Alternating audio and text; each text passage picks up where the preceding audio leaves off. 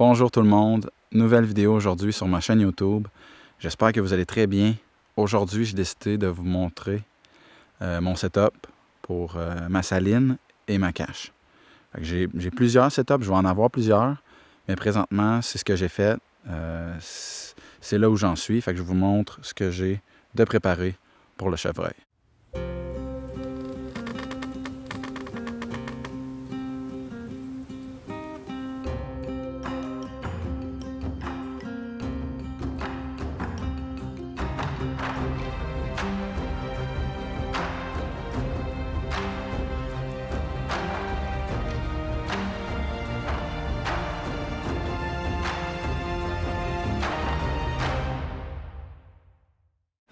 C'est mon premier spot que je fais.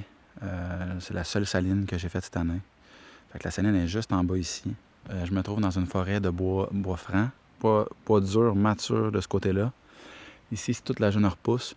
Puis de l'autre côté là-bas, il y a une autre transition. Ça tombe encore en érablière. Fait que c'est ça. Je suis venu après la chasse.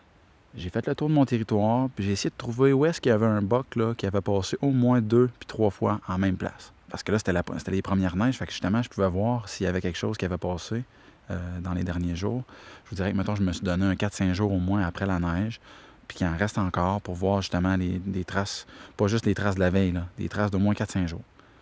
J'ai trouvé un spot qui avait c'est une trail de buck. J'ai marché ce trail-là, j'ai trouvé des gros frottages, des frottages, je vous dirais, sur des arbres matures d'au moins 6-7 pouces de diamètre, là.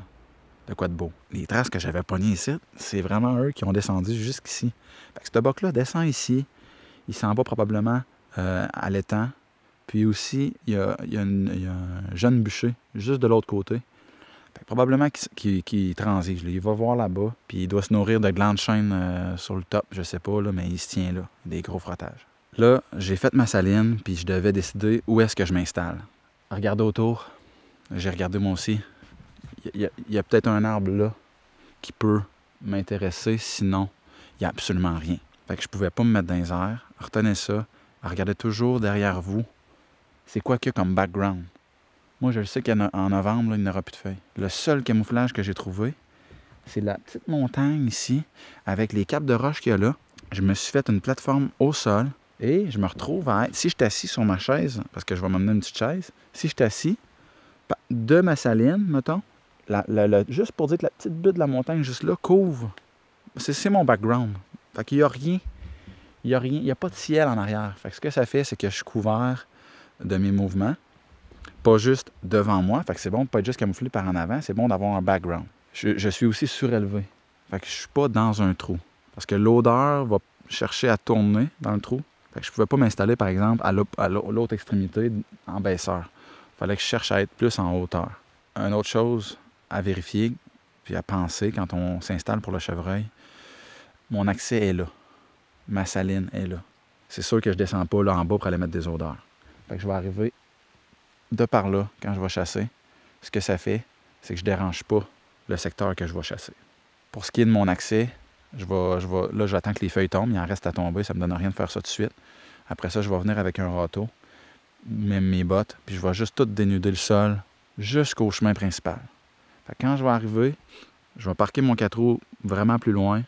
Je vais descendre. Je vais pouvoir me rendre à ma cache sans faire de bruit, m'installer, ni vu ni connu, aucune odeur dans le sentier principal de mon chevreuil. De cette façon-là, je minimise les chances de me faire pogner. Là, je peux déjà peut-être venir ici. Je sais pas, c'est comme ça, qu'est-ce que ça donne, là. OK. Voyez-vous, là, mon affût est là. J'ai une belle plateforme que j'ai mis au niveau.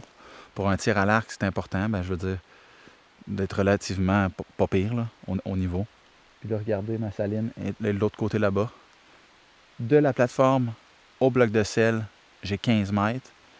Puis je vais être capable de tirer. Il y a une trail de Timberjack un peu plus loin que le bloc de sel. Là, il y avait des frottages. Je suis capable de tirer jusqu'à 30 mètres. Fait que ma cache est juste là. Dans la silhouette de la colline à côté. Quand je disais des anciens chemins forestiers, il y a une trail de Timberjack là. OK? Puis il y en a un autre en bas là. Puis le sentier principal de mon buck était ici. Je suis la trail de Timberjack. En fait, j'emprunte plusieurs trails de Timberjack. Puis c'est là qu'on tombe où est-ce que j'ai vu les plusieurs frottages. Fait que retenez ça. Les anciens chemins forestiers, le chevreuil n'est pas plus fou qu'un être humain. S'il y a un chemin à emprunter, il va l'emprunter. J'ai placé une caméra sur des frottages en bas. Sinon, plus tard, je vais en mettre un autre en haut.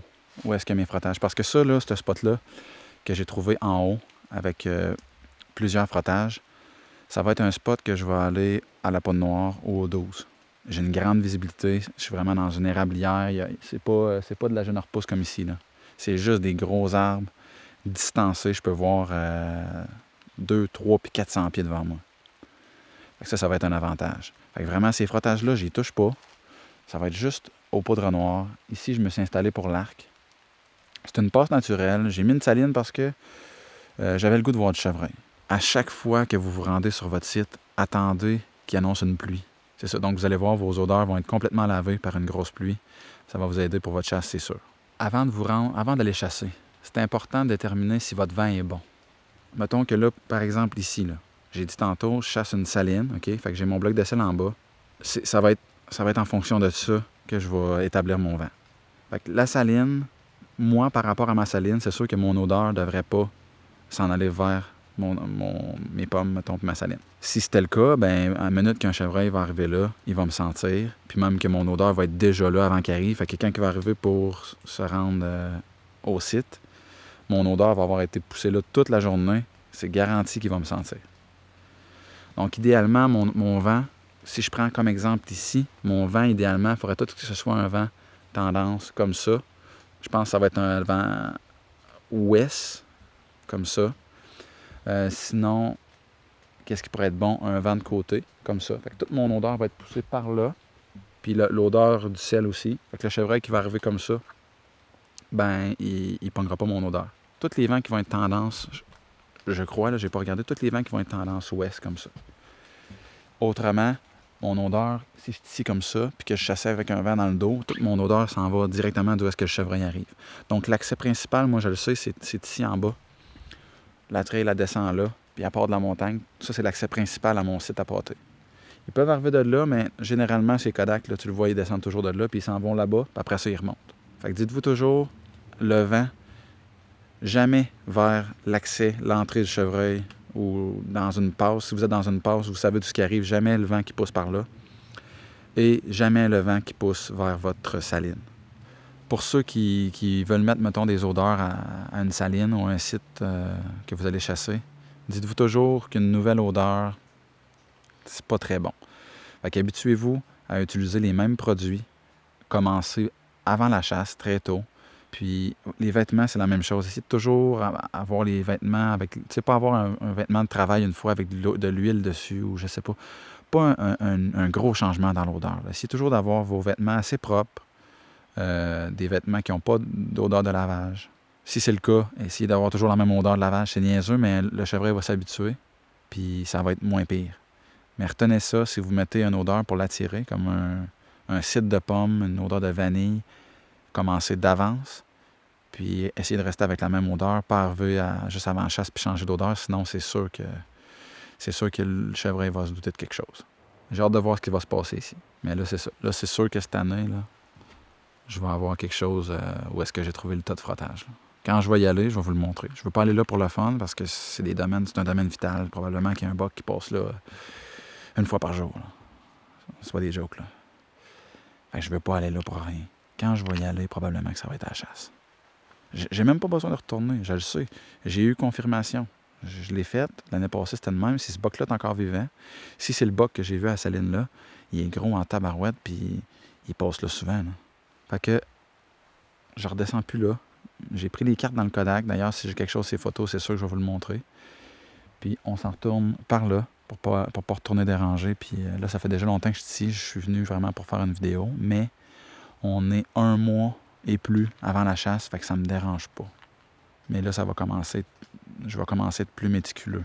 Parce que le buck qu'il y a là, j'aimerais ça y envoyer une flèche. Donc, je vous remercie beaucoup d'avoir pris le temps de visionner cette vidéo-là. Si vous avez aimé ça, abonnez-vous à ma chaîne. Ça va me permettre de vous créer plus de contenu. Vous allez être content, puis moi aussi. C'est ça. C'est ce qui conclut la vidéo. Puis on se dit à une prochaine et bonne saison de chasse.